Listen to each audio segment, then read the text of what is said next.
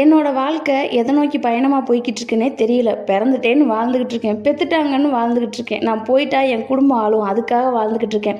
இப்படியெல்லாம் வாழ்க்கையை நினச்சி சலிச்சுக்கிட்டு இருந்தீங்கன்னா கண்டிப்பாக இந்த கதை உங்களுக்காக தான். இந்த கதையை கேட்டு முடிக்கும்போது கண்டிப்பாக உங்களுக்கு ஒரு மோட்டிவேஷன் கிடைக்கணும், உங்களோட வாழ்க்கை மேலே ஒரு டிஃப்ரெண்ட் ஆங்கிளில் ஒரு புரிதல் வரும் அப்படிங்கிறதையும் நான் ரொம்பவே நம்புகிறேன். சரி வாங்க கதைக்குள்ளே போகலாம். கேஸ்டவே அப்படிங்கிற படம் சுமார் இன்னையிலேருந்து 25 வருஷத்துக்கு முன்னாடி ரிலீஸ் ஆனது. இப்போ தான் அந்த படத்தை பார்க்க நேர்ந்தது. அதோட கருத்துக்களை தான் இந்த வீடியோவில் நான் பகிர்ந்திருக்கேன். கேஸ்டவே அப்படிங்கிற படத்தில் டிம் ஹாங்ஸ் அப்படின்னு ஒருத்தர் இருப்பார். அவரும் அவர் ஃப்ரெண்ட்ஸ் எல்லாருமே சேர்ந்து ஒரு விமான பயணத்தை மேற்கொள்கிறாங்க. ஆனால் எதிர்பாராத விதமாக அந்த விமானம் கடலில் விழுந்துருது. தான் கூட விமானத்தில் பயணித்த அவங்களோட ஃப்ரெண்ட்ஸு, சக பேசஞ்சர்ஸ் எல்லாருமே கடலில் உயிர் வந்துடுறாங்க. ஆனால் அதிர்ஷ்டவசமாக நம்ம ஹாங்ஸ் மட்டும் உயிர் தப்பிச்சிடுறாரு. கடல் அவரை மனித நடமாட்டமே இல்லாத ஒரு தொலைதூர தீவில் கொண்டு போய் விடுது. அந்த கரையொதுங்கின அவர் வாழ்கிறதா சாகுறதா, இது எந்த இடம், நம்ம எங்கே இருக்கோம், இது எல்லாமே தெரியாமல் முழிச்சிட்ருக்கிறாரு. என்னங்க சொல்கிறீங்க, தீவா அப்படின்னா ஆமாம், யாருமே இல்லாத தீவு. வாழ்கிறதா இல்லை சாவுக்கு சரணடைகிறதா அப்படிங்கிற மனப்போராட்டம் ஹாங்ஸ் கிட்ட ஆரம்பிக்குது. சாவுக்கு சரணடைகிறதுக்கு மறுக்கிறாரு. தன்னோட மனைவி, பிள்ளைகள், நண்பர்கள் இவங்க இல்லாமல் தான் வாழ்ந்த அந்த உலகம் மீண்டும் கிடைக்கும் அப்படிங்கிற நம்பிக்கை அவருக்கு பிறக்குது. உயிர் வாழணும் அப்படிங்கிற உள்ளுணர்வும் ஏற்படுது. அவர் இல்லாமல் அவர் குடும்பம் ரொம்பவே கஷ்டப்படும் அப்படின்னு அவர் உணர்றாரு. ஆனால் மனித நடமாட்டமே இல்லாத அந்த தீவில் எப்படி உயிர் வாழ்கிறது அப்படிங்கிற போராட்டம் அவருக்குள்ள ரொம்பவே வெடிக்குது. இது எல்லாத்துக்கும் மேலே வயிறு ஒரு பக்கம் பசியில் கத்துது. என்ன செய்ய, முதல்ல வயிற்று பசியை தான் பார்க்கணும் அப்படிங்கிறதுக்காக மரத்து மேலே ஏறி இருக்கிற கனிகள்லாம் பறித்து சாப்பிட்றாரு. கடலில் இறங்கி கிடைக்கிற மீன்கள் எல்லாம் பறித்து சாப்பிட்றாரு. கூட பேச்சு துணைக்கு கூட யாருமே இல்லை. சுற்றி முற்றி பார்த்தா அவர் மட்டும்தான் இருக்கார். அவரை மீறி அடர்ந்த காடுகள், மரங்கள், நிறைய பழங்கள் நிறைந்த செடிகள் இப்படி தான் இருக்குது. அந்த நேரத்தில் தான் பர்ஸில் இருந்த மனைவி, பிள்ளைக்குட்டிகளோட படத்தை எடுத்து அப்பப்போ பார்த்துக்கிறத வழக்கமாக வச்சுருக்கிறாரு. ஒரு கைப்பந்தில் ஒரு முகத்தை வரைஞ்சி அதுக்கு மில்ஷன் அப்படின்னு பேர் கொடுத்து அதை தன்னோட ஃப்ரெண்டாக்கி அது கூட பேசி மகிழ்கிறாரு. இதெல்லாம் பார்க்கும்போது ஒரு பைத்தியகாரத்தனமாக தெரியுது. ஆனால் கதை போகிற போக்க நீங்களே பாருங்கள். சரி, எவ்வளோ நாள் கடற்கரையிலேயே உட்காந்து பார்த்துக்கிட்டு இருக்குது, அந்த தீவுக்குள்ளே போய் என்னதான் இருக்குன்னு பார்க்கலாம் அப்படின்னு உள்ள போறாரு. அங்க ஒரு உயரமான மலை இருக்குது. சரி, இதை பயன்படுத்தி எப்படியாவது இந்த தீவுல இருந்து தப்பிச்சிடலாம் அப்படின்னு முடிவு பண்ணி அந்த மலை உச்சியில ஏறி ஒரு கொடியை நட்டு வைக்கிறாரு.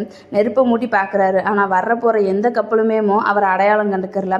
அவரை காக்கிறதுக்கு யாராவது வருவாங்க அப்படின்ற நம்பிக்கையில அவர் வாழ்ந்துகிட்டு இருக்கிறாரு. இப்படியே நாட்கள் வாரமாகுது, வாரம் மாசமாகுது, மாசம் வருஷம் ஆகுது. அங்கேயே சில வருஷத்தையும் கடக்கிறாரு. ஆனா நம்பிக்கை மட்டும் கொஞ்சம் கூட குறையல. எதுக்காக? தன்னோட அன்பான மனைவியும் பிள்ளைங்களும் நம்மளுக்காக அங்கே இருப்பாங்க, அவங்களுக்காக நம்ம திரும்பி போயே ஆகணும் அப்படிங்கிற விஷயத்த திருப்பி திருப்பி நினச்சி பார்த்து அவருக்குள்ளேயே உற்சாகமாக்கிறாரு. இந்த நம்பிக்கை தான் அவரை உயிர் வாழ வைக்குது. கடைசியாக பல நாள் பாடுபட்டு மரக்கட்டையில் ஒரு படகு செய்கிறாரு. அந்த படகுல ஏறி இப்படியே இந்த கடலில் இறந்தாலும் பரவாயில்ல, இல்லை வீடு போய் சேர்ந்தாலும் சந்தோஷம்தான் அப்படிங்கிற தைரியத்தில் கடலுக்குள்ளே குதிக்கிறாரு. கடல் அலைகள் மறுபடியும் அவருக்கு மரண பயத்தை தருது. ஆனாலுமே அதை மீறி பயணிக்கிறாரு. ரொம்ப தூரம் பயணிச்சதுக்கு அப்புறமா அதிர்ஷ்டவசமாக ஒரு கப்பல் வந்து அவர் ஒரு மனுஷர் அப்படின்னு இனங்கண்டு அவங்கள பாதுகாக்கிறாங்க.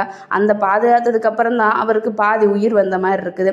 அவங்க கூட சேர்ந்து தான் வாழ்ந்த அந்த உலகத்துக்கு போகலாம் அப்படின்னு ரொம்ப சந்தோஷமா கிளம்பி போறாரு. ஆனால் அங்கே அவருக்கு பெரிய ஏமாற்றம் தான் காத்திருக்குது. அவரோட அன்பு மனைவி கொஞ்ச நாள் அழுது புலம்பிட்டு அவர் இறந்ததை நினச்சி வருத்தத்தில் இருந்து அதிலிருந்து வெளியில் வந்து மறுமணம் பண்ணி சந்தோஷமாக வாழ்ந்துக்கிட்டு இருக்காங்க. அவரோட பிள்ளைகளும் நண்பர்களும் அவர் இருந்ததை நினச்சி கொஞ்ச நாள் துக்கத்தில் இருக்கிறாங்க. அதுக்கப்புறமா அவர் ஒருத்தர் இருந்தார் அப்படிங்கிற விஷயத்தையே மறந்துட்டு அவங்களோட லைஃப்பை பார்த்து அவங்க சந்தோஷமாக வாழ்ந்துக்கிட்டு இருக்கிறாங்க. இது எல்லாத்தையும் பார்த்ததுமே அவ்வளோ நாள் அந்த தீவில் கிடந்த மனுஷனுக்கு தூக்கி வாரி போடுது.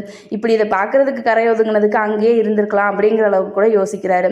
யாருமே அவர் அங்கே தேடிக்கிட்டோ நினச்சிக்கிட்டோ இருக்கலை. உலகம் அதோட பாட்டில் அது பாட்டுக்கு ஓடிக்கிட்டே தான் இருக்குது.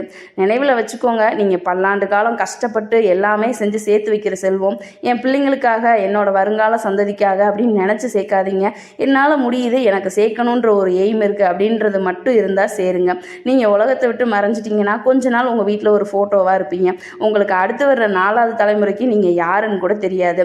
அதனால் உங்களோட சந்தோஷத்தையும் பார்த்துக்கிட்டு உங்களோட குடும்பத்துக்கு செல்வத்தை சேர்க்கிறது ரொம்பவே நல்லதை தரும். ஏன்னா நம்ம வாழ்ந்துட்டு தான் நம்ம அடுத்து வர்றவங்க வாழ்கிறதுக்கு சேர்த்து வைக்கணும். ஏன்னங்க, நான் சொல்கிறது கரெக்டு தானே? இந்த கதையை பற்றின உங்களோட கருத்தை கண்டிப்பாக கமெண்ட்ஸில் சொல்லுங்கள். இல்லை இதெல்லாம் ஒரு கதைன்னு வந்து சொல்லிகிட்டு இருக்கிறியே அப்படின்னு நினச்சிங்கன்னா அதையுமே கமெண்ட் பாக்ஸில் சொல்லுங்கள். அடுத்த ஒரு இன்ட்ரெஸ்டிங்கான வீடியோவில் மீட் பண்ணலாம். இந்த கதை பிடிச்சிருந்துச்சுன்னா லைக் பண்ணிட்டு அப்படியே சேனலை சப்ஸ்கிரைப் பண்ணிக்கோங்க. அது வரைக்கும் டாடா, பபாய்.